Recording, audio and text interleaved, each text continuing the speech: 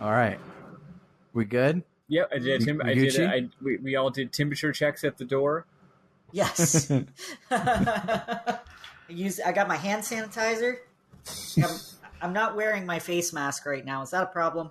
Just make sure that none of your droplets expectorate into the microphone through the internet and come to me. Yeah. I have been licking my mic. I hope that's not a problem. It's probably fine. It looks like an ice cream cone. Fuck it, we'll do it live. Except we won't. I'm scared of ever turning that live switch back on again. That live episodes channel is just going to sit fucking empty because no, fuck it. This is embarrassing.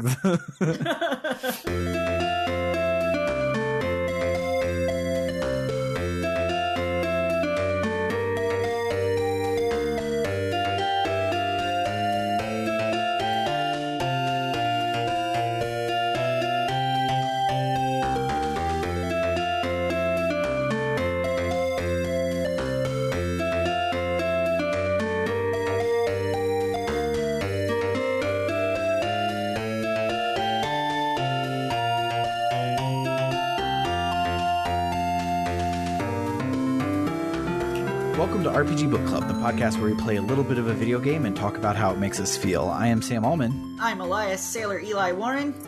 And I'm Maddy Grace Webben.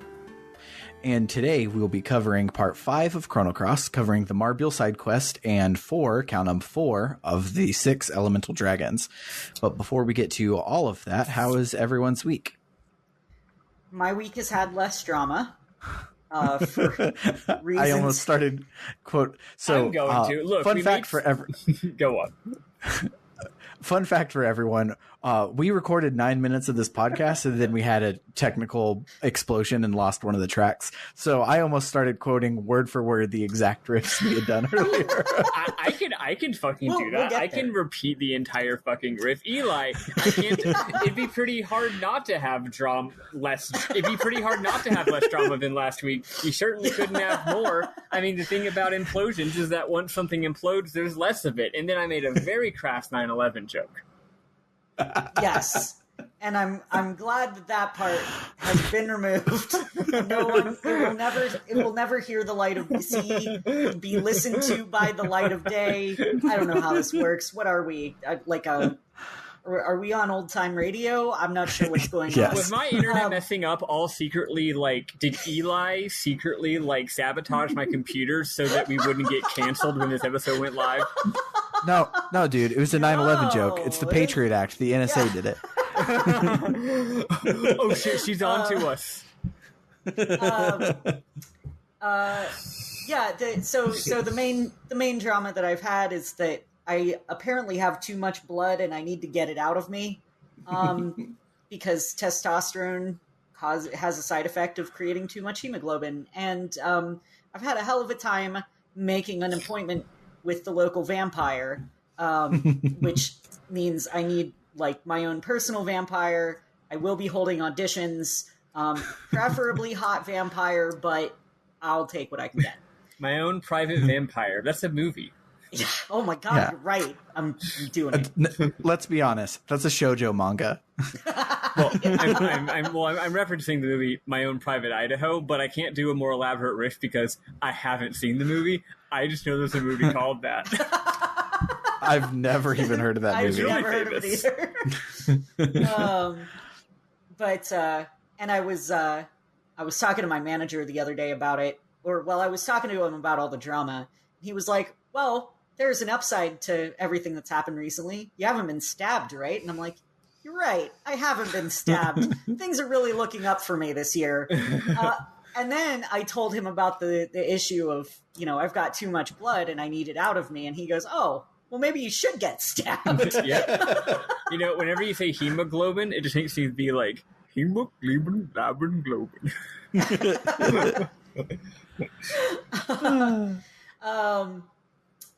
Yeah, so that's been things for me. Otherwise, it's been pretty quiet. Yeah, I have been following this guy on Twitter. He's on one of the JRPG podcasts. I apologize, I don't actually remember which one it is. I think it's RPG The After Years. But you're far too important to remember him. Listen, all the RPG podcasts besides us need to fucking go away because because you're competition. No, especially they're all the ones that are darling way better sweethearts, than and I us. love them. There are none that are way better than us. That's where I'm egotistical. We're the best one, but everyone else can hang around in our shadow. But his Twitter name is Troidal Power. I think he's on RPG The Golden Years / The After Years, or maybe he's on No One Can Know About This, the Final Fantasy one. I don't know. I don't remember which one he's on. I should have looked it up. But he, just out of the blue, like this last week, he's like, LOL, should I watch Stargate? And I was like, hell yeah, you should watch Stargate. So he started live tweeting Stargate. So I started watching Stargate again because it's really good. And it is good. I have on my Netflix approximately every show on my list that I need to watch. And they've been taunting me for years. And I finally started making progress. But Stargate has 17 seasons, so that's never going to fucking happen. And I'm just going to be watching Stargate else I now. was planning on watching.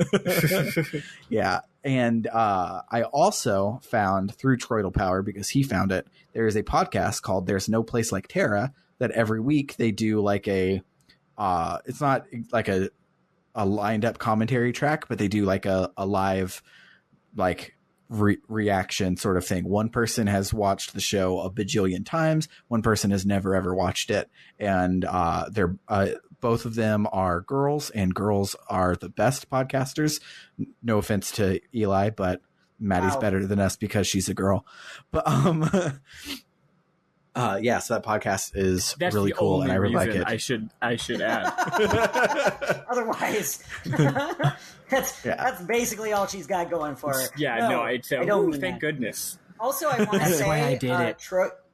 I want to just say, Troidal Power is a fantastic Twitter handle. Yeah, everyone should follow him and read his Stargate reactions, and then watch Stargate. I get like Turtle Power, but what's is the guy's name Troy? Is that what it is, or is it like a pun that I don't get? I would assume. I literally have no idea. Okay. Is it like Troy Kindle Power, where it's like What If Ninja Turtles, but instead it was 3 horses and they were in Siberia? That's a deep cut. Yeah, okay, you like it. Yeah, no, I know what you're. I was expecting no one to get it. Nope. I know things and stuff sometimes. And I studied Russian for a year. Oh, I didn't know that. There you go. See? There were 2 languages offered in my college, Spanish and Russian. And the reason for that is that the Spanish teacher was also the Russian teacher. That slaps. Yeah, he was pretty cool. He was married to a Ukrainian woman, and she was awesome. Yeah, I have no idea. I went to his personal website, and it is just branded Troidal Power. So if you like him, you can go check him out on Twitter. He's great. But yeah, so I started Stargate over, and I also unpacked the last box for my office, at least. I'm sure there's one like hidden or away somewhere. But the house is not just a pile of random boxes anymore, and that's always a great feeling.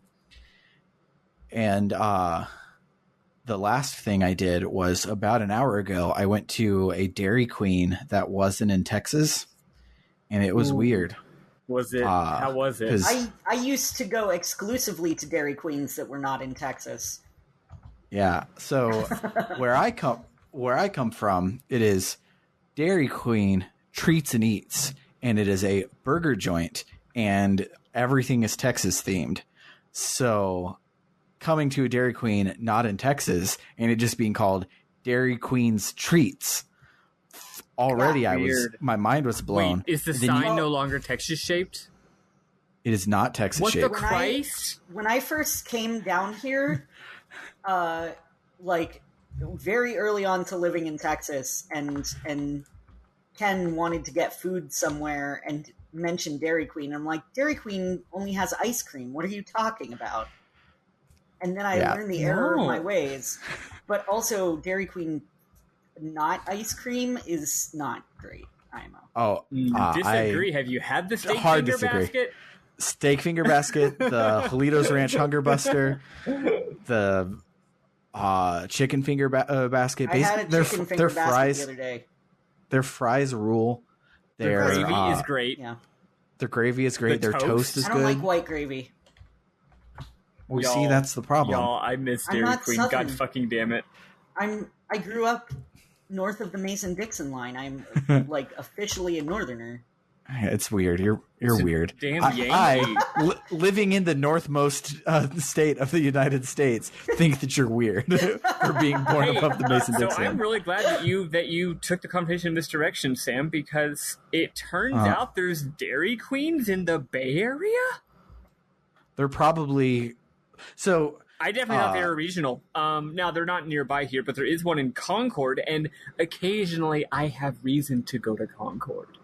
So there we fucking go. You should stop next time you go by. Maybe it'll be good, because I've been to a Dairy Queen that had food in Florida, and it was okay.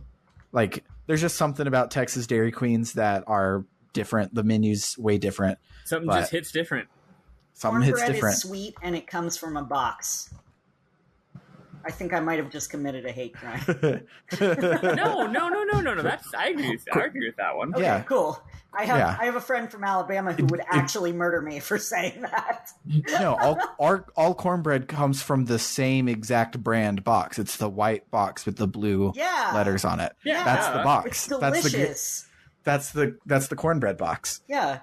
I'm now seeing that there's a Dairy Queen right off the highway on the road I used to drive a year and a half ago, back when I was dating a certain person, when I would drive up to like 2 hours to hang out with her. There's a Dairy Queen on that route. I've made some mistakes in my life, folks. I've got some regrets. Yeah, you shouldn't have been dating that person. You should have just been going to Dairy Queen. Hey, sorry, I know we had a date planned tonight, but I'm at the Dairy Queen halfway from my place to your place. We could have gone to a date. We could have gone on a date at the Dairy Queen. So the Dairy Queen I went to today, we were going there for ice cream, because I figured they would only have ice cream here. But it still was so weird to walk in, and it's like, the like Domino's and the Pizza Huts that are in a plaza where like you walk in and there's like not even elbow room. There's just the like front counter. Yeah, it's depressing. It was just that. And their menu was 3 screens, and half of one of them was real food. The rest of it was all treats. The only food they had was a burger, a chicken sandwich, a chicken finger basket, and a chili dog. And that was it. The entire total of their entire menu reduced down to 4 items, and the rest of it was ice cream. That's really depressing. It was a hoot. I'm now looking at the one in Concord to see if it's a real Dairy Queen or if I'm in for a bitter disappointment. Yeah. Though, to be fair, a blizzard fucking whips no matter where you are. So blizzard's great. The worst case is that you get a blizzard when you're driving. Oh, God. Just fucking travesty. I've got to have a blizzard. Yeah. This appears to be a real one. Appears to have chicken strip basket in the works. Nice. If they have it, I doubt they do. I think this is a Texas item. But if they have a Jalitos Ranch Hunger Buster, that is my favorite burger in the entire world, and they're starting to phase it out. Only one of them in the Austin area still carries it. Oh my God. And it makes me sad. Okay, well, next time I go home to my hometown, first of all, why didn't I go to Dairy Queen when I was in Bay City for Christmas? There's 2 of them, and it was an awful couple of days. That really would have made my weekend better if I had. It's like, hey, Mom and Dad, honestly, the Dairy Queen probably would have balanced out the transphobia.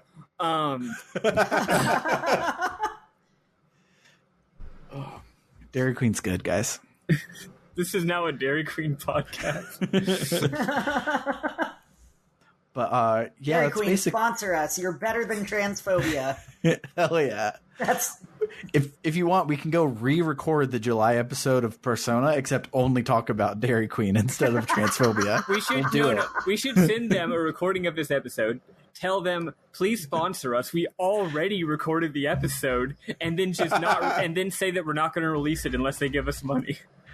We're going to hold our own podcast hostage until Dairy Queen sponsors us. Yeah. That sounds like a brilliant idea. This is a great idea. Why don't more people do that? Yeah. Yeah. So, besides the hostage situation, how was your week, Maddy? Pretty simple. I don't even know. There's a heat wave in the Bay Area right now. It's about, what does my thermostat say? Still 99. And that's like literally in my room, right? 99. It was like 103, 104 earlier. Anyway, so that happened, and that's annoying. I started doing a little bit of music composition. I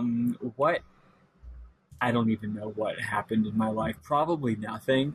And no, here we go. There we go. One big important thing. I dyed my hair. And I looked fucking hot. I dyed it black. I used a cheap box dye, but I'd never done it before, so it was really, really scary. I have had my hair dyed one time, but I didn't do it myself. I had a friend who was very knowledgeable do it. So yeah, I did it in the fucking bathroom, and halfway through, I was like, oh god, I'm fucking this up. And I started panicking, but I was like, all I can do is just keep going. I'm literally halfway through. This shit is on my head. It's on my hands. Like, I have to just keep going, right? So I'm like freaking out, and I'm like, oh god. I put paper towels all up on the sink so that I wouldn't get anything on it. And it turned out I didn't get a single drop of dye on the paper towels, but I did get dye everywhere else in the bathroom. But anyway, it looks really good. I have posted a pic on Twitter. You can go on there to see it.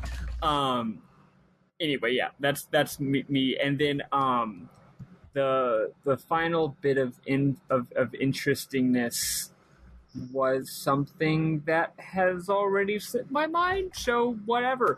Oh yeah, one sort of funny thing. My sweet friend whom I've been letting borrow my PS4, even though I need to play it for .hacks, and also I want to play Final Fantasy 14. We've kind of been trading it back and forth.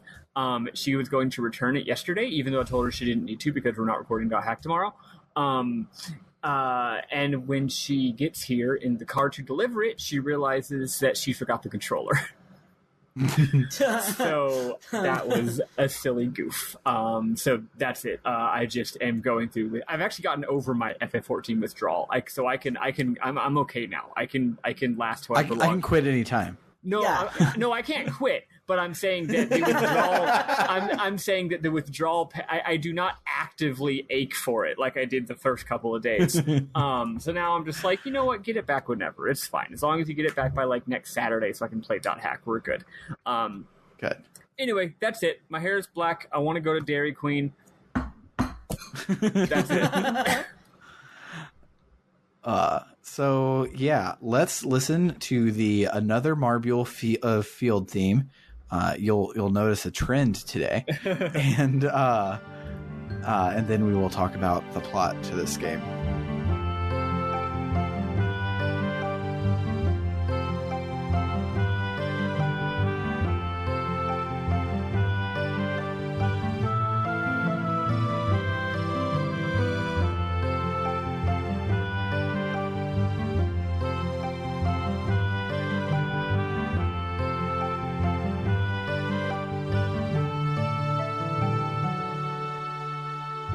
So when Harley last left our hero, we were tasked with finding the 6 relics of the 6 dragons and using them to somehow get into the Sea of Eden to stop Lynx from getting the frozen flame in our body. So this week we do part of that.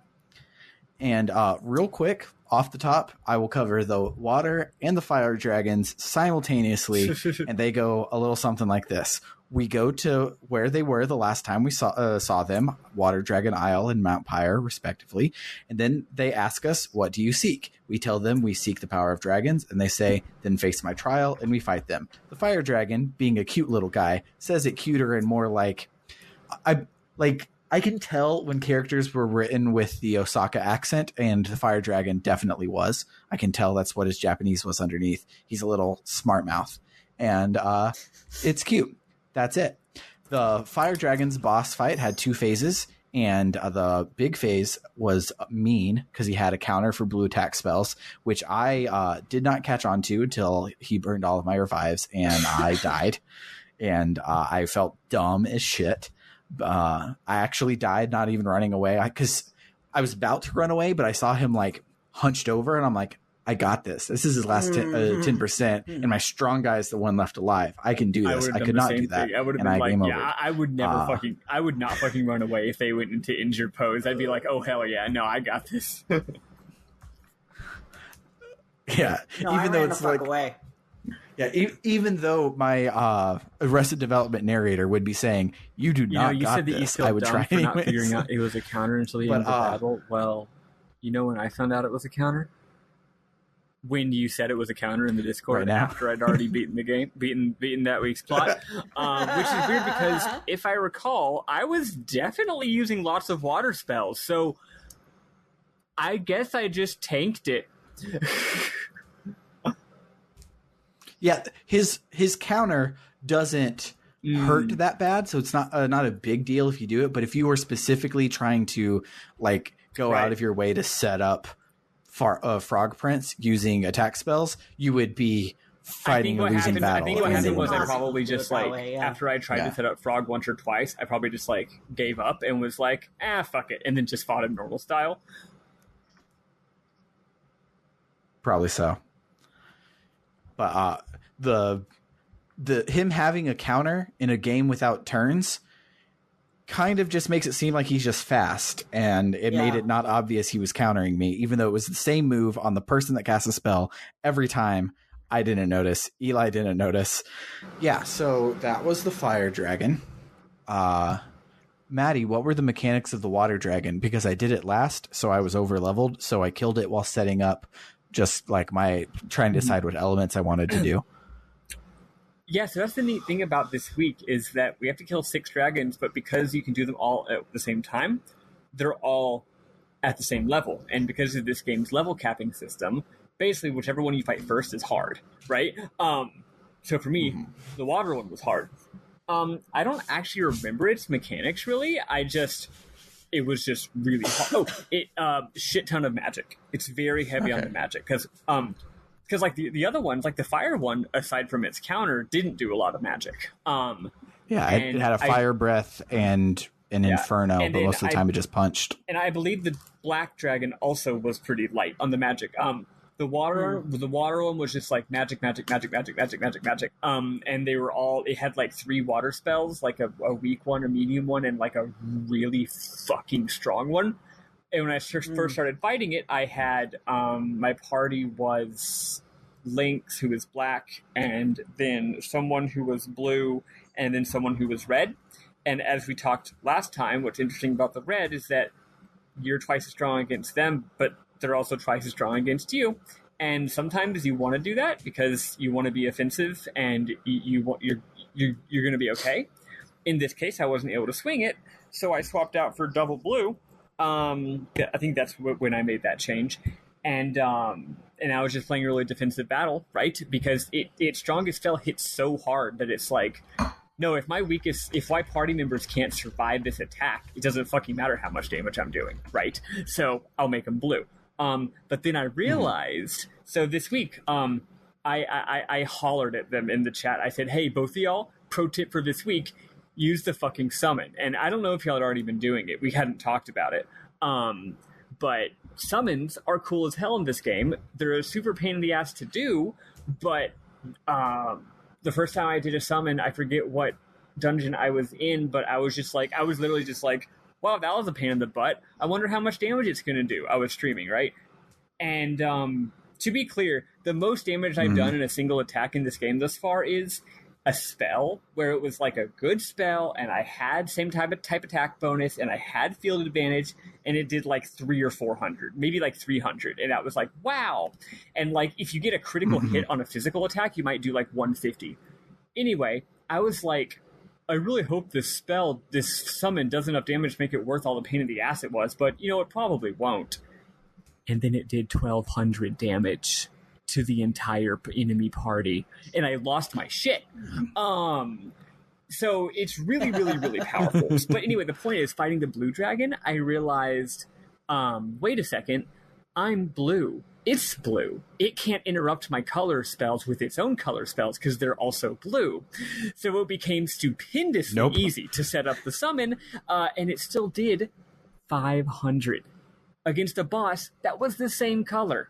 Now, I still had to beat the rest of it. It still had a lot more health after that, but I opened up the battle with that. But this guy did take me like 3 tries. So on my 3rd try, I was all decked out, and I led with the summon, and then I played really defensively, and then I managed to beat him. So that was the blue dragon. Yeah. The earth dragon is tucked away in that dungeon that felt like an optional side quest, and Maddy was like, LOL, no, that's our quest 2 weeks from now. Here we are 2 weeks from now doing this quest. So the Earth Dragon Isle has a big old pile of quicksand, and everyone's there. It's like, our readings say that there's a cave underneath us, but how do we get there? And we, being dumb as shit, just walk into the quicksand. And there's even a little cutscene where everyone's like, why'd that guy do that? What a fucking idiot. And so we explore this little dungeon, and if you're me, you get a Fossicker for Sprig because Fossickers are really fucking strong. But then otherwise you got to a point, and there was a rock roach that was sleeping Snorlax style in the way. You couldn't get out. So you tell the explorers, and they're like, hey, we'll come back with explosives to blow the rock roaches away. And so now they have come back, and you go down there, and they're like, hey, you 17-year-old old child, have some high-quality C4 explosives to play with and keep on going in this dungeon. They, of course, don't know we're a 17-year-old child, but I still think it's hilarious. Like, if you look in the items menu, it will like pull up a picture of it. It's like military grade explosives that they just handed out to this person. So this game takes place in Texas. So the mini dungeon continues, and there are 3 sand streams and 1 inoperable sand boil. The puzzle is defeating the rock roaches, knocking them while they're in their rock form into the sand streams. The sand boil activates again, and you can make it to the bottom. And not a single sand shrew. Not a single one. Just some sand boils. Gross. I just in my head saw a sand shrew with Boyle Kid from Fairly Odd Parents Boyle on it. So the 3rd rock roach won't fight us for some reason, so we use those explosives to blow it up instead of pushing it. I don't know why it wasn't like, hey, here's a little combat challenge, fight all of them, or here's a little like special dungeon thing, blow up all of them. The fact that it was like different ways to do the same thing was weird, and it just seemed like it was wasting our time, because I got to the 3rd one and I had not talked to the guy that gives me the explosives. So I then had to go like check everywhere. I realized right away I didn't want to do that, because if you miss one item, like who knows if it's in fucking Gold Dove or something like that. So I looked online, and it's just the person right outside, but it's still like, why was it different? I don't know. I didn't like it. But the Earth Dragon is pretty easy. We ride the sand boil to the Earth Dragon's bedroom. He's like, what do you seek? And we're like, we seek the dragon's power. And he's like, then face my trials. And he was the first one I did, and he was really easy. The first one I did too. I don't remember anything about him. I know he did Earthquake, and it was kind of scary, but then I healed, and then I punched him in his face a lot, and he died. Yeah, so he was super easy to get through. And I was like, oh, I hope they're all this easy. Let's go to Mount Pyre and figure it out. So that was our 3 main dragons of the week. So now we can talk about the meat of this week's content. And so I wrote this note before I heard everyone else talk about it. And the sentence in my note is, we can talk about the meat of the content this week, and frankly, one of the best scenes in a JRPG, period, the restoration of Marbule. And then Bernard said it was boring, and the Let's Play said that it was a waste of time, and like Let's Play even said the music was bad. Like, everyone hates this. I thought it was the best thing I've ever played, so I don't fucking know. I really fucking like it.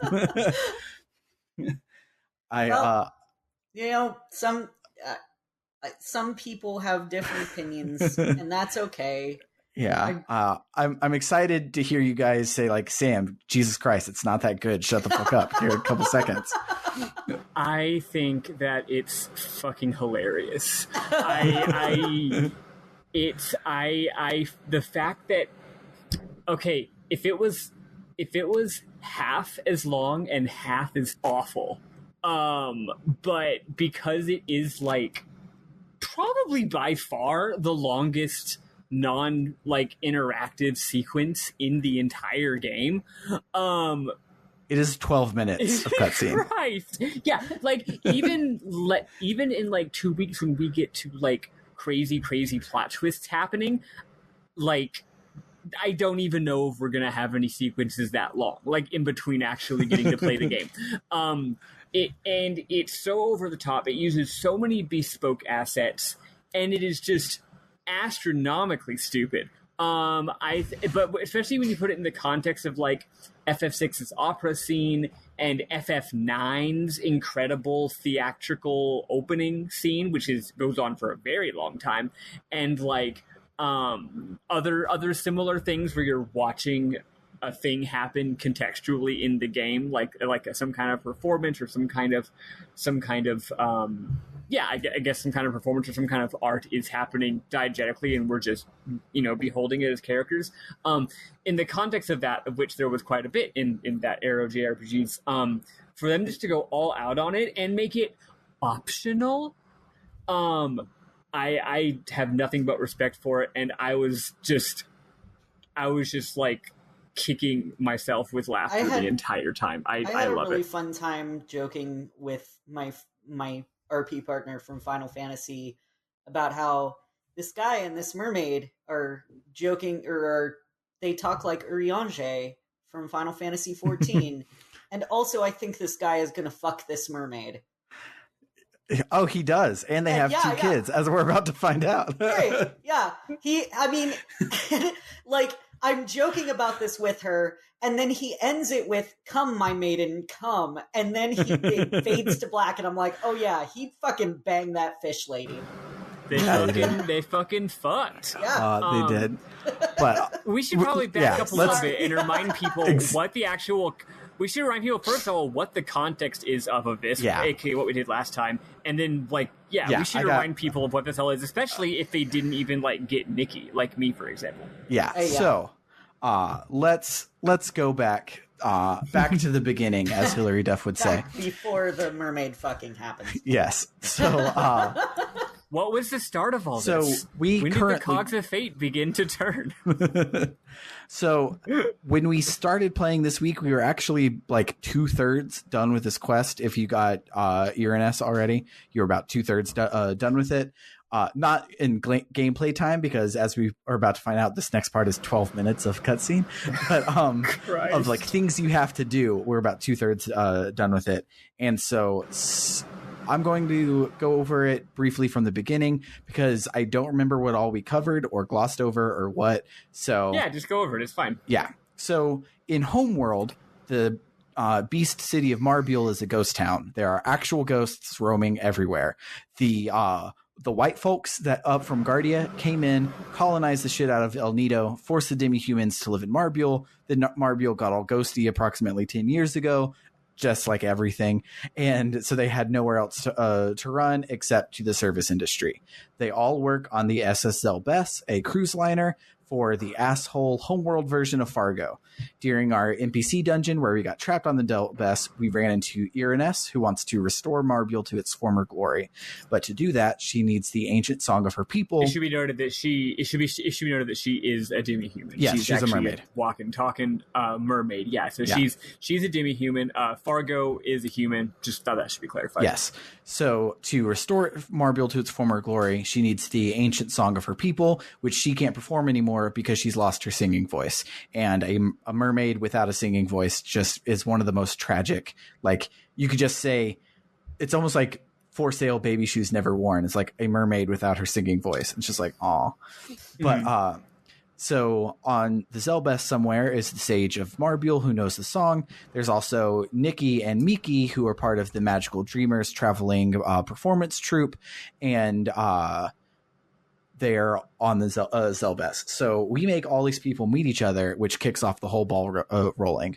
First, we take Irenes to meet Fargo, and through their dialogue, we learn that Fargo is drinking to forget the past because Irenes' sister, Zelbest, name of the ship, and Fargo got fucking jiggy with it. Former name of the ship. As we'll find out later, yes. But she and Fargo fucked and made Nikki and Marcy. So Nikki and Marcy are both half mermaid, which is kind of cool as shit. It's probably why Nikki is so hot. But yeah. So Zelbest died in childbirth with Marcy, and Fargo turned his back on his kids in sadness. So Nikki grew up in the Magical Dreamers. Marcy grew up at Viper Manor with Lucia. When Zelbest was alive, Fargo and Zelbest talked about uniting humans and demi-humans, but Fargo has since been a little shit instead and kind of enslaved all of the demi-humans. Oops. He doesn't want humans to be in Marbule, so no one can do it. He's literally like, well, I don't want humans to ruin your ancient home, so I'm going to just let it fucking rot and not let anybody live there. And he's an interesting example. He's one of those bad guys who knows he's a bad guy, but is like so given up on life that they just can't try to not be bad anymore. Kind of like Darth Vader, now that I think about it, right? It's like, I don't think I'm doing the right thing. I just don't have any hope for myself as a person, so I guess this is just what I'm doing now. Real piece of shit, real piece of work, but Nikki sees some good in his father. Yes. So Irenes asks him to free the sage, and he refuses, which then kicks us off on our quest before to go and find the sage to get into the Dead Sea, which we've already covered.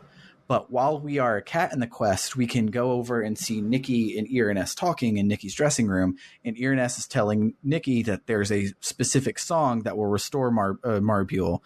And she doesn't tell Nikki this right now, but she's like, your mom was like the former sage. You are half mermaid. You can sing the song. Let's go and do it. The sage is the only one that can teach it. It's a magical bullshit. You got to get the magic part involved. Further along in that quest, after we're human again, or fungus man, or alien with a globe on its head, whatever, Nikki dramatically realizes that Fargo is indeed his absentee father because he remembers his mom from before the circus, only barely remembers his dad, but he remembers making a scratch in the finish on her dressing table, which Fargo now has as like his precious. He opens it while he's drunk and cries into the mirror. He's a piece of work. So we get the fiddler crab from the sage, and Nikki meets up with the sage and asks to learn the legendary song of Marbule. That was all of the unskippable part of the quest, and the rest of it begins now. This is new information if you didn't go get Irenes back when we did. So we are invited by Nikki to come to the Magical Dreamers ship, where we hatch a plan. Irenes and the sage are going to teach the instrumentation of the song to all of the demi-humans on the ship because their instruments aren't really fit for humans. But Nikki and Miki will perform the lyrics and the dance.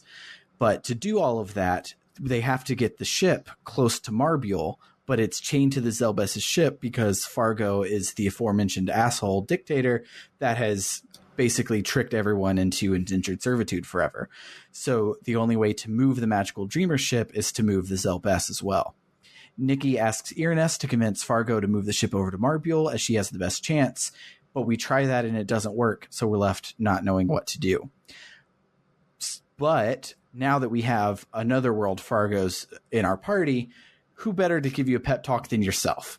So we take Fargo to Fargo. I could give you a million different answers that are way better. Yeah, I as a trans with depression, I think that job of that personally. But anyway, no. But he's like, yeah, we gotta go steal the song, and Link's like, it's not stealing, dude. If we're stealing it from ourselves. So that's a great timely reference. We take very topical. we take the evil robot us's to go and see Fargo, and Fargo says that the NPC Fargo is a shell of a man, not worthy to be called Fargo, and he picks him up like by the throat like an anime badass, like he's going to choke slam him, and Fargo then basically identity thieves NPC Fargo and like just gets on the horn. He's like, hey everybody, this is now called the SS Invisible and we're going to drive down to Marbule. And NPC Fargo is like, yeah, but the ship can't sail. I don't have any sails. And Fargo is like, you know those giant oars? They're not for show. We have a lot of people here ready to mutiny your ass to man the oars. So I guess we're just going to do that instead. But if it's invincible, how can they see it? God damn it, Eli. Now, okay, was that just a silly Eli joke, or was that the stupid old movie? I so wish I could. I so wish I could claim credit for that. It's a World of Warcraft meme. Oh well, it's also from like a really dumb '90s comedy movie. Nice. Oh, okay, yeah, cool. I forget which one. I think I probably haven't. I feel like it's something with Ben Stiller. Like maybe it's fucking Zoolander. Maybe I don't know. Is it Mystery Men? It might be Mystery Men. That would make sense. Oh, I do love Mystery Men. Anyway, Yeah. I wanted to put one on. I love the scene how, like you said, Fargo goes to give Fargo a pep talk. It doesn't work at all. No, and so then our Fargo just gives up and he's like, fine, fuck it. And then he just goes to the microphone and is like, hey, hoist the mainsail. We're going to Marbule. I'm Fargo. And I'm also Fargo. And the bad Fargo just sits there and deals with it because he's a fucking pussy. He really is. So yeah, the demi-human sees the means of production and row us ashore to Marbule. As soon as we arrive, the magical dreamer's ship, the side of their ship opens up, and their boat is fucking cool and has a stage built into the side of it. So like in this fantasy world, that's how they take their shows on the road, because nobody has a fucking amphitheater when there's monsters outside. There's no way you can just like go to whatever Broadway capable playhouse they have in every show. No, they just roll up to the dock, drop the side of it, bring their playhouse with them. It's fucking cool. They have their entire venue it's with like, them. It's so cool. Also, think of how much easier that is. You don't have to be setting up and tearing down every 5 seconds. No, you just lock everything so it doesn't get lost at sea and just drive. It's fucking cool. I love it so much. And again, I write in my notes, what follows is the coolest 12 minutes in JRPG history. I'm sorry, FF6's opera. Chrono Cross's rock opera is just better by a landslide, and I'm the only person that thinks that. Sound off in the comments if you're on my side. But, hey, I will say this for Chrono Cross over Final Fantasy VI. Final Fantasy VI does not have a man fucking a mermaid. Yeah, exactly. So, it also doesn't have elaborate darn it, what do you call when the people are flying on the stage because they're on ropes? Rigging work. Acrobatics? Wire. Something? I don't know. I know what you mean, but I can't think of the word right now. Yeah. But yeah, they don't have that. But Final Fantasy VI does have an octopus that tries to fuck all of your female party members, so I think it evens out in the end. Yeah, you're right. But, that is a good point. So the play starts, and Nikki is tied to the mast of his ship like a damn crucifix, left to die. He comes to, and he says that he's at the grave of the narwhal, and then the Powerpuff Girls, the goddesses from Hyrule, a red, blue, and green fairy come in and save him from the crucifix. Their names are Flora, Fauna, and Merryweather. And Wait, is that actually their names, or was that one? Or was that also a joke? That's also Sleeping Beauty. That's Sleeping Beauty. Yeah. Yes. Oh, I don't remember the names of the things in Sleeping Beauty. Okay. Okay. But, so Nikki laments being all alone, and then Miki, the red fairy, comes to talk to him. Nikki is all sorts of, you saved me, I loved you. And Mickey is like, dude, it's just normal to help people. Like, what the fuck? What's your situation? And Nikki's like, dude, I'm emo as shit. I can't tell you. And Mickey's like, oh, okay. He's like, but alas. And he just goes off and tells her her whole life story anyways. And so it fades out. We don't get to see what the story was, and it comes back up. And she's like, "Wow, fuck, that's dark.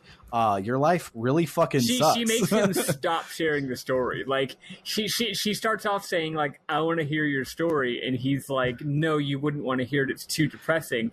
And then like presumably he's told part of it, and then she's like, "I'm gonna stop you right there. You were right. This is way too depressing." Stop! He's already dead. And she's like, "Wow, your life really sucks. It seems like you don't have any like happy times. So like, what's your favorite song?" And Nikki's like, "What the fuck is a song?" Mickey's like, "Dude, music rules. How the hell do you cope with 2020 without music?" And Nikki's like, "Easy. I just don't laugh or cry or have any emotions at all." And Mickey's like, "That's called depression. You should probably work through that." And Mickey's like, "Well, here's the song of my people. Sing it for me." And Nikki's like, "I can't." So Mickey's like, "Well, see ya. Come back when you can." So then Nikki practices the song on the guitar and is real bad at it. So then Bubbles and Buttercup come up to tell him that music isn't about the technique, but about the emotions, and that the instruments tell the words that your hearts cannot express. So he keeps trying, and every time he plays the riff is like cleaner, and it also has more of the backup instruments to like imply that he's getting better and better at it, until he finally gets it, and then the song kicks in. And the song is a fucking bop. Holy shit. Love this song. It's a great song. Favorite one on the OST. It's like the second. It's like I think it's the second and I guess only other use of an electric guitar on this largely understated soundtrack instrumentally. Yeah. Yeah. It's good. It's the another Marbule's field track, but with the clarinet. I think it is clarinet or oboe or woodwind of some sort replaced with electric guitar, and it makes it really fucking good. Yeah. So and it's in halftime. Yeah. It's phrased all different. Yeah, it's good. It's good as shit. So Miki comes back and she sings with the guitar, and it's super magical. And she's like, "Hey, always remember this song and remember this moment whenever you're feeling down, and it'll get you through the bad times." And he's like, "Because of you, I now see that there's music and beauty in everything, and that everything is thoughts and feelings. Now instead of just being a depressed emo, I'm a emo poetic kid, and I'm about to blow up MySpace with all of my poetry." And he goes, "But I have to leave. I'm a wanted man, and if my pursuers come here to find me, they'll destroy your paradise. So come with me." No, she goes, "So I have to leave." And she goes, "Well, let me come with you." And he's like, "There's war everywhere. Like, shit sucks out there. Stay in your paradise." And she says, "Having peace while the world is at war is a selfishness. So instead, we will share our love with the world, unite nature and human folk, and then and only then will they return to the land of the fairies." The credits roll. Everyone applauds. 12 minutes have passed. So back in NPC Fargo's room, it turns out that this is the story of Fargo and Zelbess. She had taught him the song, and when she died, he gave up music, hardened his heart, and tried to be a hard-ass pirate man when he should have realized that what he wanted was in front of him all along via his kids.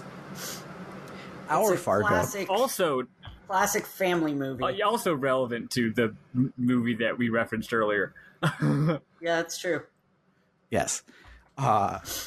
So our Fargo remembers Zelbess, and he does the trope that I love so much. I didn't even know that he had. I was flipping out. I didn't even know that he had a big ass sword that he swore he would never use again. But he did, and he swore to Zelbess he would never use it again, and now he's going to use it again, and it's his 7th level tech, and I got so excited. When I read this, I'm like, "Oh my god! Why didn't you have a ridiculously sized sword on your back and you fight with daggers or some shit?" Like, I wasn't ready. I wasn't ready for this. I was not prepared. But love that trope. It's such a good trope. And the move itself is kind of lackluster. It does a lot of damage, but it's not that interesting to look at. I still don't have any of those level 7 techs. Why do I not have enough stars? Like, I have the techs, but it's not letting me use them. They don't show up in my thing. Did you? So you fought every boss we fought. I've got level 7. Did you? Yeah, you fought every boss. I have level 7. Okay, I have level 7 unlocked. Mm-hmm. It lets me put anything there that would fit in level 7, except for their level 7 techs. The techs just won't. They're grayed out in the list of elementals. That's weird. Are you thinking of level? Does it have a star or a little yin yang? Because the stars are summons and they are actually level 8. No, it's not a star. Yeah. I can't use invincible. I can't use top shot or whatever it's called. It won't let me set them. And every other tech has been set automatically. Yeah. This one you do have to set. That's weird. And it won't let me do it. I'll clear out that space and it'll just go meh, meh, meh, anytime I press it. And I don't know what I'm fucking doing wrong and it's pissing me off. That's weird. We'll FaceTime or something to I can see what you're doing and what I'm doing and we can compare star levels and shit. But if you have the space for it, it should just go in. 33 at this point. Okay, I think I'm right about there. I don't know, but that's weird. We'll have to take a look at that. I have no clue. Yeah, because I've got one for Zoa that I can't use. I got one for Norris that I can't use. It's that's infuriating. Weird. And there's no answers online because nobody knows anything about this game. Yeah, that brings up the reason we wanted to play Chrono Cross on this podcast is Chrono Cross fits our a theme of games that are really good but not a lot of people actually played, but it's a sequel to the best game of all time, so we had to go through one to get here. But it's been super frustrating trying to figure out what the hell I'm doing because there is no info about this game online. Yeah, except on IGN, and that guide is terrible. It's really bad, but. Anywho, so we make our way to Marbule, and all of the ghosts are real now. Toma gets freaked the fuck out and leave, and we commit genocide again. And so we kill all of the Lagunates wholesale. There are way too many. It's real boring, but the music fucking whips. So who cares? Because the music still whips. It's also very easy. Yeah, it's not hard. It's just waste 20 minutes of game time slaughtering all of these dudes, and we do. So when we slaughter all of the ghosts, it makes a dragon cry in the far off distance. This dragon is the black dragon, which was sleeping in another world. You can go kill it now if you want to, or if you wanted to wait to do it next week. It's just a box fight, no big deal. Not really any resolution to the Marbule of it all. That will come later, but this was the end of all of the have to do shit. There will be, after the shit we do next week, there will be a time where you can go around and do another round of side quests. And if you go back to Marbule, it's everyone moved back in and is happy. But yeah, that's about all we are talking about for the week. So let's listen to that rock opera version of the Magical Dreamers, the Wind, Star, and Seas, or Wind, Star, and Fire, Earth, Wind, Water, Ice, Heart, or whatever. And Earth, Wind, Fire. And then instead of talking about all of the references and density that there was this week, since we're kind of in the middle of a chapter, and no side quest is blocked off from us yet, we'll instead talk about all the side quests that are available to us, just kind of as a list of optional shit you can do next week if you want. If any of them are super cool, we'll talk about them when we get to this section next week.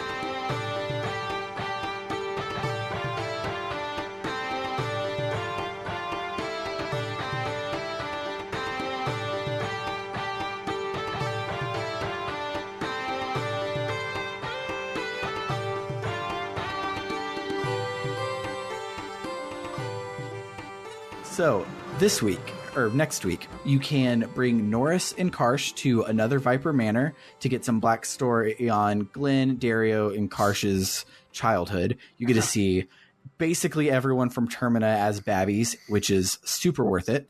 You get Karsh's level 7 tech, and then if you, after that, take Riddell to this tiny little island that doesn't look like you can land there. That's on the northeast of the big island. You will get the second half of that flashback and an ultimate weapon for Surge. There is technically one stronger weapon, but this one has a higher crit chance, and therefore it does more damage overall. But that's a very cool thing, and you should probably do it because ultimate weapons are cool.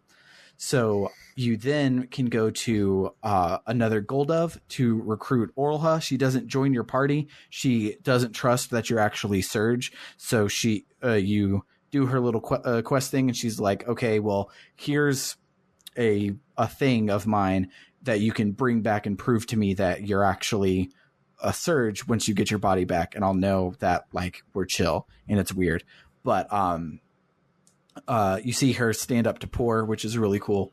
But you also get some cool info about the dragons from the Sage, but that part only really matters after you finish the Dragon Quest. So do it after you finish Dragon Quest 7 in 110 hours.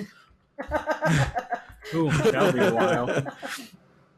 So some level 7 techs that you can get are if you take Janice to Specchio in the Bend of Time, he just hands her tech. It's really easy.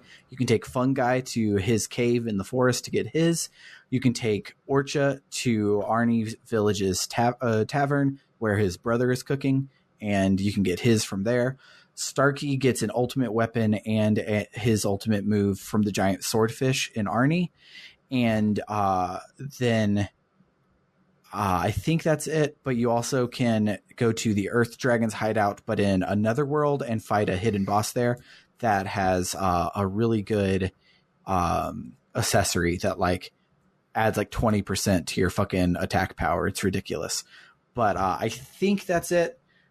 I just was looking over a list. I might have missed one. If we see anything cool, we'll talk about it. So I do have one. This was actually possible last week. I just, or maybe even before that. It's been possible for a while. I just kept forgetting to mention it. Did either of y'all go to the area that is a very explicit Chrono Trigger reference by clicking on a place on the world map that doesn't light up? Oh yeah, I just talked about it as if we had spoke about it before, but I don't remember if we did. Eli, did you find the End of Time? Nope. Okay, so there's a tiny island that has like a black hole in the middle of it that you can't do anything with it. It doesn't look like you can land there, but you can. And if you land there, you go to the goddamn, you click on it. You just click on it. And you go to the goddamn End of Time. And Specchio is there. It doesn't say he's Specchio until you beat the game for the third time and fight him as Specchio. But there's a little blob thing there that will talk to you, and he's like, hey, there are spaces all around me, these pillars of light that will basically just throw random battles at you so you can grind, since you can't really grind in this game. The main thing you would go to grind for is materials or Sprig's forms. You probably won't ever need to use it, but it's cool to see like a PSX version of a place that's explicitly from Chrono Trigger. So anyway, the thing with this is, I think the way that he says it, the way the character says it, it's like these are perhaps missable enemies. Yes, like enemies that for whatever reason or another you can't go back. Like for example, the Dead Sea, right? Mm-hmm. Would have had missable enemies. I didn't explore enough to know if that's to verify that, but that's what the dialogue implies. It has missable enemies as well as other enemies. It's not strictly missables. Like. Gotcha. I went to the one that's supposed to include the Van Gogh dimension because I wanted to get Total Chaos for Sprig, and it never came up. You would hope it would give you mostly the missables with like other stuff thrown in, but I was fighting Komodo dragons for like 3 hours trying to get a Total Chaos. Yeah, you pretty much don't need to use it. What you can do is go in and just unload fucking summons at them, because when you kill things with a summon, you get Shiny Dew, and Shiny Dew is high-end equipment material, and you can farm that sort of stuff. But other than that, it's just it's mostly it's just that the graphics and the music are nice. That's pretty much it. Yeah, if we were playing New Game Plus, you could fight Ozzy / and Flea there. Oh, no way. But yeah, they're a New Game Plus only boss. And if you then beat the game again after New Game Plus, you can run around the room the number of times that Specchio has in his head to fight Specchio, who is the super boss of this game. Because of course he is. I had no idea. Yeah, but every time I've replayed this game, it's always been a long enough time since last time I played it that I no longer have my save because I'm like playing on a different console or something. Yeah. Which is why I've never done New Game Plus. Me neither. I just know this because I've been looking stuff up as we go. Right. Yeah. Yeah, so that's about it for this section. So now let's listen to a kick-ass live version of the Wind, Stars, and Waves that Miss Suda played like 6 months ago for the 20th anniversary concert, because we need to hear the song 3 times this week. And let's do that now.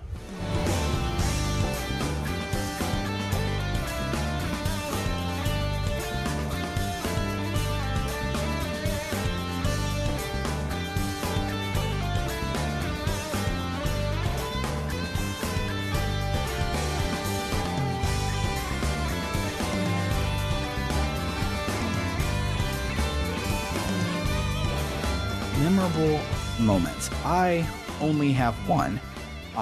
In the opera, there's a line where Fargo, spoilers, and I'm going to call them by the character names. Fargo is like, "Hey, I can't do music." And Zelbes's response is, "Cannot is different than will not," which I thought was a cool line. But that's the only one I had because there wasn't a lot going on this week.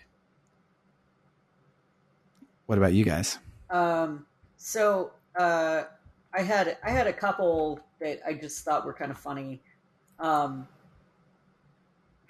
first one is I think he was in the Earth Dragon's lair, and I think it was the Earth Dragon's lair. And he's apparently doing some research or something. And I went and talked to him, and he got all mad at me for interrupting his research. And then he goes, "So anyway, do you want to hear about what I found out?" And I just went, "Nope." And he's like, "You interrupted me, and then you don't even want to hear me. You don't even want to hear me tell you about what I found. You suck." And I was just like, "That is hilarious." Even better if you tell him, yes, but thou mustn't you, and he's like, "Okay, but it's really long. Like I can talk for hours. Are you sure you want to listen to it?" You say yes, and then you can listen to it, and he tells you how to do the dungeon. Oh, I didn't know I was in this game. Yeah. I have explicitly warned people before. Someone's been like, "Hey, I heard that you said." Someone recently came on Discord was like, "Hey, I recently was listening to one of your pods, or maybe they were watching one of my streams, and they were like, and you said, XYZ opinion." And they're like, "What do you mean by that? I would really like you to elaborate on that." And I was like, "No, you don't." Honestly, and I was like, honestly, I don't have time to elaborate on it. It's a really big fucking thing. I'm glad to chat about it, but I've got about 5 minutes, so ask me later. Or maybe I legitimately warned them. What I did say, I was like, I'm actually going to be streaming a game in the next few weeks where I might discuss this topic while I'm streaming, so you could just watch that. It'll take like an hour.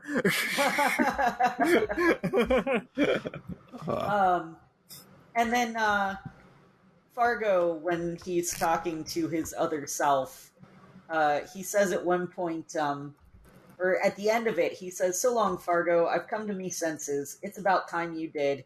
And I just imagined when he said that, him just turning and pushing the home Fargo out the window. Just like, "You suck. Go away." Home Fargo really does suck, and I'm glad that the end of his story is not redemption. It's just he just has to live with his shit, and people just move on without him, and it's good. Love when people don't get redemption that don't deserve it. Yeah, I know, it's wild. Actually, you know what? It reminds me of we haven't referenced Homestuck this week. It reminds me of a part. It reminds me of chapter 6 of Homestuck when Cool Vriska is back, and I forget what happens, but she flies off to some time bubble, and someone else, maybe Terezi or someone, is like, where are you going? And she's like, I have a really, really important business to take care of. And she's like, what is it? And she goes, the other version of me is being a fucking loser. And then she runs off. And then she runs off to go kick her own ass because she's fucking embarrassing herself. Yep. That's what happened this week. Do you have any more, Eli? No, I'm good. What about you, Maddy? I have a small number, one poignant line. A few weeks ago, when we were in the Cleft of Dimension, Sprig... Oh, I say Cleft of Dimension instead of Dimensional Vortex because that's the way that that song on the soundtrack is translated in one version. So when you're in the Cleft of Dimension, Sprig has that line about how anything, even the most important thing in the world, can be taken from you at a moment's notice. And this week, Fargo, I forget which one it is. I think it might actually be Bad Fargo. But anyway, some Fargo has a little come to Jesus moment and has a nice line where he says that he feels as if the one important thing has finally returned. And I thought that was a nice little bookend thematically because sometimes things go away and sometimes they come back. Anyway, in other news, I really like the 4 dragons we fought this week. I really think it's cute that 2 out of the 4, the blue and yellow, have literally identical dialogue. And the way they say it almost feels like it's like almost like a ritual, right? It's like, oh, the heroes come in to get the dragons. What do they give you? The relics. Relic, yeah. It's Dragon's like relics. like, oh, the hero came in to get the relic. I guess we got to say the thing, right? So you say the thing, but then the other 2 dragons are like, they're like, I don't know, I guess a little more mischievous, a little more cool. So they're like, fuck that, I'm not going to say the thing. So the red one, I bet the red one is, he's like, I know I'm supposed to say what dost thou desire, but instead the red dragon's like, he's like, hey, hey, get the fuck over here. What do you want? You know what I mean? He's like, I'll fuck you up, bitch. Yeah. And I think that's really cute. He gets his own dialogue. And then the black dragon, again, he probably wakes up and is like, oh god, fucking adventures. God, I gotta say the thing. I don't remember what dust. And then he's just like, look, I'm sleepy. You want to fight or what? Which is really cute. And we'll have to find out later if the green or white dragons do say the lines or whether they have their own little thing. Also, the dragons' designs are really good. They're real good. Also, finally, the last thing I want to mention is that on the fire dragon, once again, we saw the fire dragon a few weeks ago, right? First of all, we fought him, and he was super hard for me. But also in the background, after we fought this little guy, we saw, I don't think I knew that he was like the fire dragon. I thought maybe he was just like a fire dragon. And the reason you think that is because in the back... I thought he was going to be Draggy, because I knew you had a dragon right. party member. I thought that was Draggy. I didn't think that was the fire dragon. Yeah, but also in the background, you see this really, really, really fucking giant dragon, like chilling in the lava. And you're like, you figure, oh, that's the fire dragon. When you come back later, it turns out that the little buddy is the fire dragon, and that really big guy in the background, that enormous, like, polygonal monster, is just his pet salamander. And then after you beat Draggy, in the, not even in dialogue, but in the, each time you beat a dragon this week, you get a summon, a level 8 summon, so none of us can use them yet. But I bet they're going to be real good when we can, especially because I'll have more than one element of summon for once. Because right now all I have is blue. I would love to give, Lynx a summon. But anyway, the summon item you get as a reward for that battle on like the battle reward screen is just a summon called Salamander. And then when it goes back to the field screen, that entire polygonal model of the salamander is just gone. And there's not even a line of dialogue about like, cool, I'll give you my salamander. Like, it's just, I wouldn't have even noticed if my girlfriend in the chat hadn't commented on, hadn't been like, oh, lol, the salamander's gone because it's your summon now. I find that cute. Also, just a point of, I think this is more of a point of lore, but I think it should be noted. There's 6 dragons, but as we see this week, there are not 6 dragons per dimension, so they are some kind of cross-dimensional being. because of the dragons we fought. The red one and the black one were in another world, and the yellow one and blue one were in Homeworld. And interesting that when the dimensions split, the dragons didn't split. I don't know if it's going to be important, but I thought it was cool. That's it for me.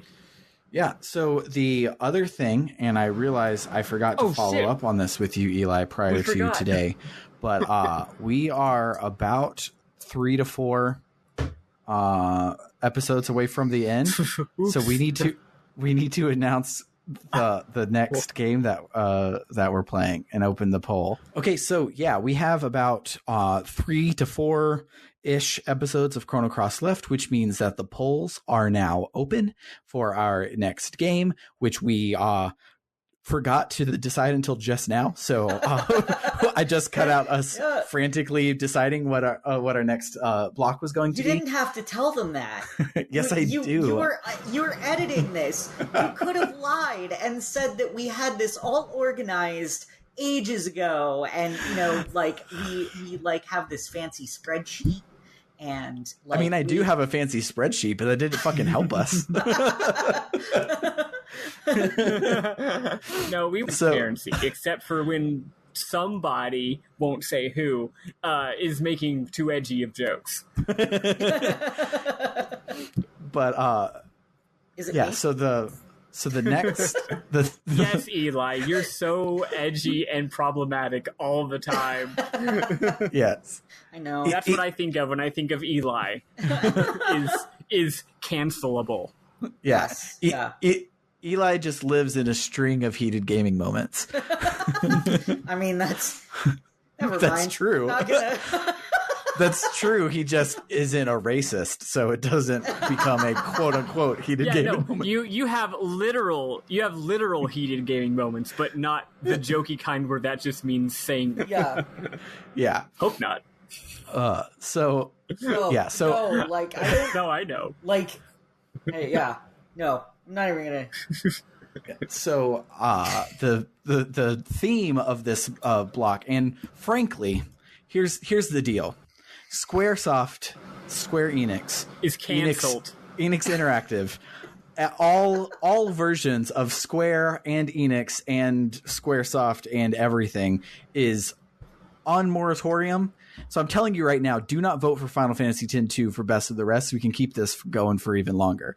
We don't Society has progressed beyond the need for Squeenix. Yes. No more Squeenix. No more Squeenix, because there are a lot, like we wanted this podcast when it started. We were like, let's play some weird ass shit, and it'll be new for all of us, because like I've played most of Chrono Cross before. Maddy's played all of Chrono Cross before. Like replaying games is nice, but like we want to start checking off things on our backlog. We can't do that if we keep fucking playing Square games, because Square has a lot of games. So we want to highlight a lot of non-Square RPGs, and so we're going to do that, starting off on a strong foot with 2 fairly like vanilla on the JRPG side of it, but anime is shit on every other side of it games. Both for the PlayStation 1, both available on wait, is Breath of Fire 4 available on PSN? I think it is. I think 3's not, but 4 is. I don't know. They're available in places. You can find them. They're not expensive. For like digital versions. Real versions are expensive as shit. I'm getting ahead of myself. This is a very bad sentence. This is a sentence that my teacher would have drawn a big red line all the way through and just said, cut the sentence. I'm not cutting the sentence. Anywho, Breath of Fire 4 and Lunar, the Silver Star Story Complete. But also Lunar, the Silver Star Story Complete is a remake of Lunar, the Silver Star, which is a pre-make of Lunar something for Game Boy Advance. So there are 3 versions of Lunar. They should all be the same game, as long as it's not Lunar Eternal Blue. So any of those will probably be good to go.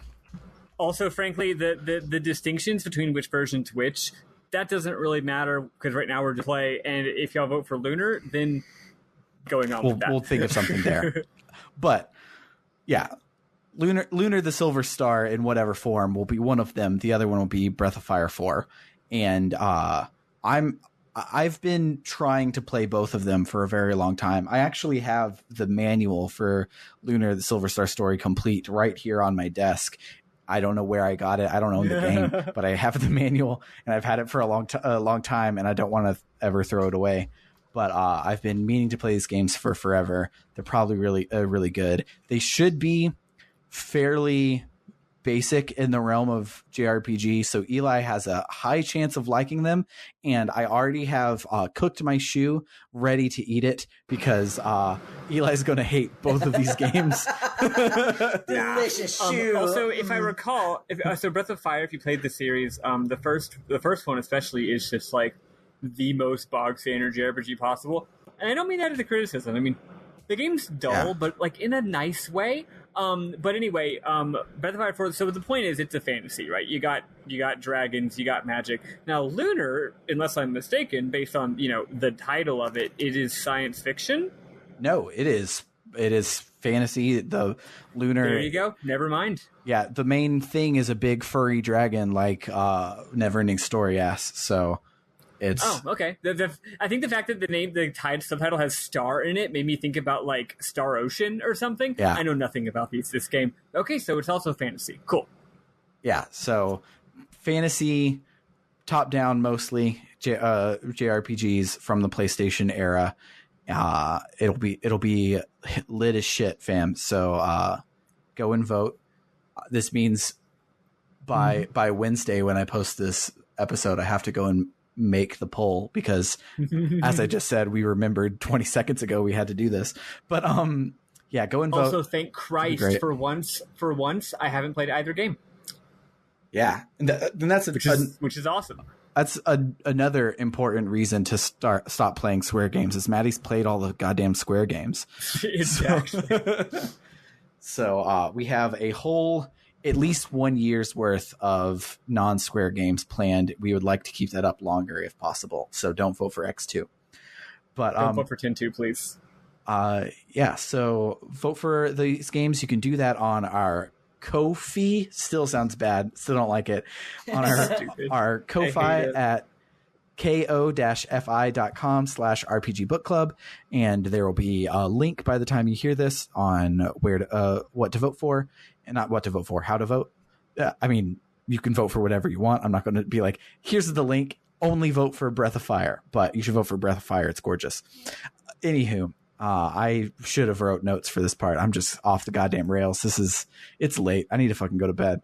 But if you want to just hang out with us and shit, you can do so by following all the links on our website at www.rpgbook.club. Has a link to our Discord. Shout out to our new friend, My Afro Ate My Homework. No, My Afro Ate My Dog, I think it is.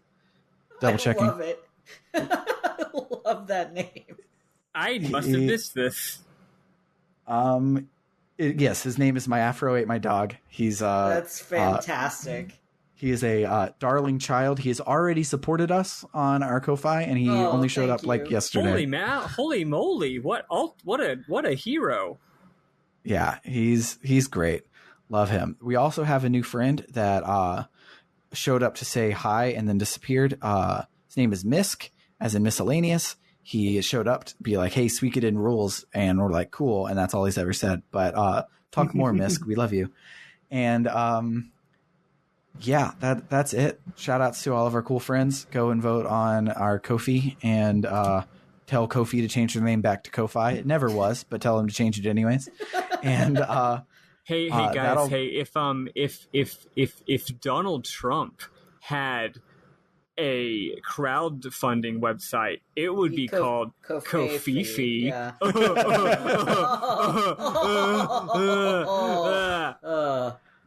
Hashtag resistance. Anywho, for RPG Book Club, I have been Sam Allman. Sam, we have one more thing. We have to. Where are we playing next week? We're playing to the disc change. When it says insert disc 2, you're done. Although I don't know if you can save at that point. So I guess if it says insert disc 2, you are already done, unless you haven't saved in a while. In which case, please remember to save your game. But the point is, we're stopping at disc 2. Yeah. If I'm remembering the the technology of the PlayStation, it kind of you have to save there. Yes, you have to save your game. But that might not be true. And if it's not true, save as soon as you can after the disc change, or as soon as you can before it, which doesn't make sense, but whatever. you know the fucking drill. Just do it. Yeah, we will stop talking. I do know that the disc change ends on like a what will happen to our heroes next time on Dragon Ball Z type moment. So it'll be really obvious where you stop. Great. But yeah, for RPG Book Club, I have been Sam Allman. I'm Elias Sailor Eli Warren.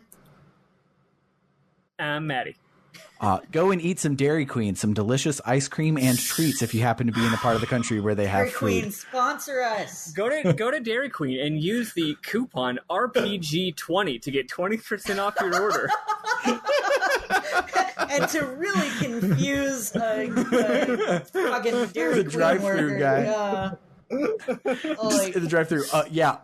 RPG 20. Yeah. I think this is our new bit. At least it is for my This is my new bit, at least. I want to go to a Dairy Queen now and be like, excuse me, do you know who I am? I'm only on the preeminent Dairy Queen sponsored podcast, RPG Book Club. Bye guys. Goodbye. We're stupid.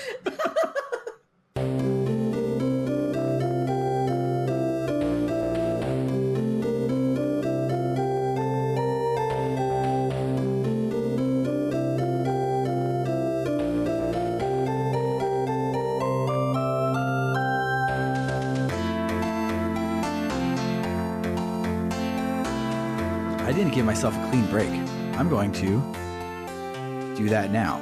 Hopefully, I can find a way to make that end. Because I need to do this timeline.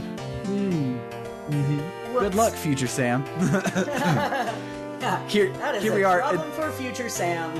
Here we are 33 minutes into the middle of our third recording, and I forget to drop a note. So, fuck you, future Sam. You're gonna come back to this later and be like, how could he say that? I'm so mean. Oh, my feelings are hurt.